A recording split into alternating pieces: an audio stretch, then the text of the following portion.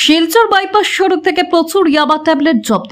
Assam rifle intelligence এবং military ইন্টেলিজেন্সের নেতৃত্বে ও কাছাড় পুলিশের সহযোগিতায় বৃহৎ পরিমাণে ইয়াবা ট্যাবলেট উদ্ধার করে। বৃহস্পতিবার কাছাড় পুলিশ ও আসাম রাইফেল ইন্টেলিজেন্স এবং মিলিটারি ইন্টেলিজেন্স নেতৃত্বে নেশা বিরোধী অভিযান চালিয়ে শিলচর কাঁঠাল পয়েন্ট বাইপাস এলাকা থেকে S10E3552 নম্বরের একটি বাইকে তল্লাশি চালিয়ে বৃহৎ পরিমাণে ইয়াবা ট্যাবলেট বাজেয়াপ্ত সহ এক ব্যবসায়ীকে আটক করে পুলিশ। মাদক ব্যবসায়ীর কাছ থেকে 18,000 ইয়াবা ট্যাবলেট উদ্ধার করা হয়। আটক করা মাদক ব্যবসায়ীর নাম মাহবুব আলম, ঘর করিমগঞ্জ এলাকায়।